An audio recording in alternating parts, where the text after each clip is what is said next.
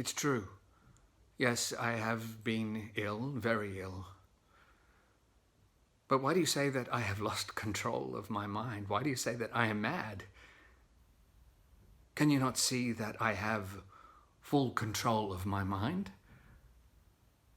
Is it not clear that I am not mad? Indeed, the illness only made my mind, my feelings, my senses stronger, more powerful.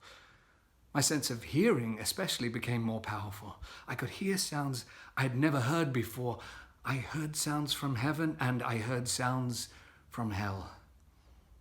Listen. Listen, and I will tell you how it happened. You will see, you will hear how healthy my mind is. It is impossible to say how the idea first entered my head. There was no reason for what I did. I did not hate the old man. I even loved him. He had never hurt me. I did not want his money. I think it was his eye. His eye was like the eye of a vulture, the eye of one of those terrible birds that watch and wait while an animal dies and then falls upon the dead body and pulls it to pieces to eat. When the old man looked at me with his vulture eye, a cold feeling went up and down my back. Even my blood became cold. And so I finally decided I had to kill the old man and close that eye forever. So you think that I am mad, huh? A madman cannot plan, but you should have seen me. During all of that week, I was as friendly to the old man as I could be, and warm and loving. Every night about 12 o'clock, I slowly opened his door. And when the door was opened wide enough, I put my hand in, and then my head. In my hand, I held a light, covered over with a cloth, so that no light showed, and I stood there quietly. And then, carefully, I lifted the cloth just a little, so that a single thin, small light fell across that eye. For 7 nights I did this. 7 long nights, every night at midnight. Always the eye was closed, so it was impossible for me to do the work. For it was not the old man I felt I had to kill. It was the eye, his evil eye. And every morning I went into his room, and with warm and friendly voice I asked him how he had slept. He could not guess that every night, just at 12, I looked in at him as he slept. The 8th night, I was more than usually careful. As I opened the door, the hands of a clock moved more quickly than did my hand. Never before had I felt so strongly my own power. I was now sure of success. The old man was lying there, not dreaming that I was at his door. Suddenly he moved in his bed. You may think that I became afraid, but no. The darkness in his room was thick and black. I knew he could not see the opening of the door. I continued to push the door slowly, softly. I put in my head. I put in my hand with the covered light. Suddenly the old man sat straight up in bed and cried, "Who's there?" I stood quite still. For a whole hour I did not move. Nor did I hear him lie down in his bed again. He just sat there listening.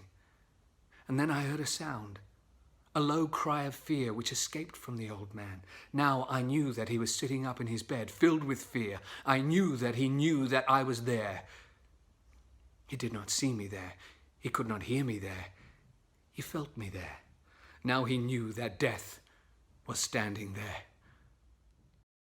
Slowly, little by little, I lifted the cloth until a small, small light escaped from under it to fall upon that vulture eye. It was open, wide, wide open, and my anger increased as it looked straight at me. I could not see the old man's face, only that eye, that hard blue eye, and the blood in my body became like ice. Have I not told you that my hearing had become unusually strong? Now I could hear a quick, low, soft sound like the sound of a clock, heard through a wall. It was the beating of the old man's heart. I tried to stand quietly, but the sound grew louder.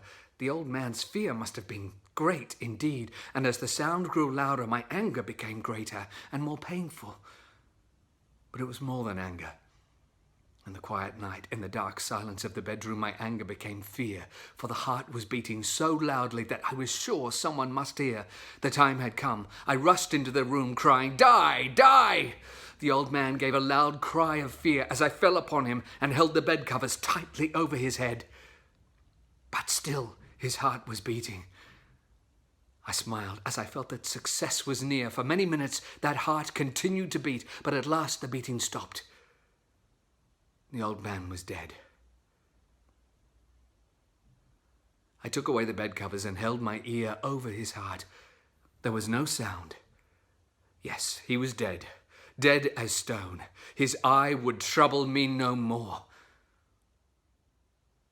So I am mad, you say?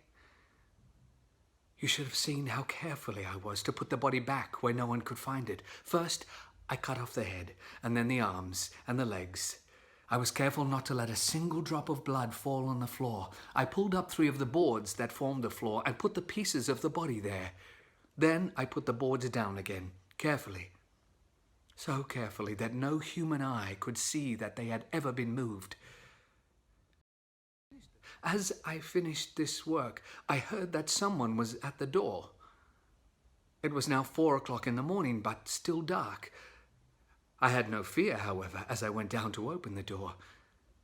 3 men were at the door, 3 officers of the police. One of the neighbors had heard the old man's cry and had called the police.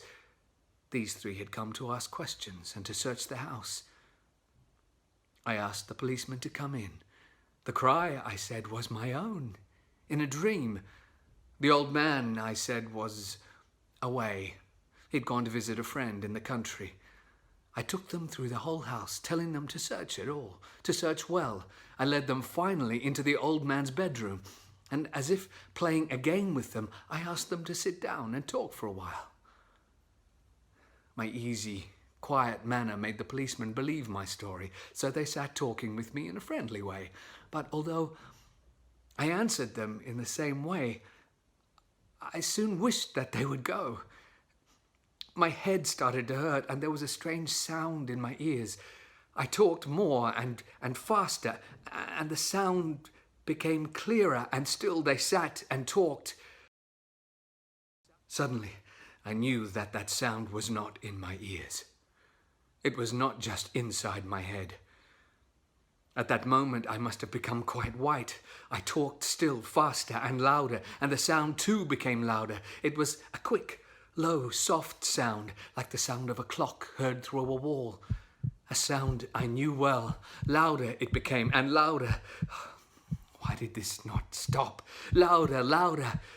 I stood up and walked quickly around the room. I pushed my chair across the floor to make more noise to cover that terrible sound. I talked even louder, and still the men sat and talked and smiled. Was it possible that they could not hear? No, they heard. I was certain of it. They knew. Now it was they who were playing a game with me. I was suffering more than I could bear from their smiles and from that sound. Louder, louder, louder. Suddenly I could bear it no longer. I pointed at the boards and I cried, "Yes, yes, I killed him. Pull out the boards and you shall see. I killed him." But why does his heart not stop beating? Why does it not stop?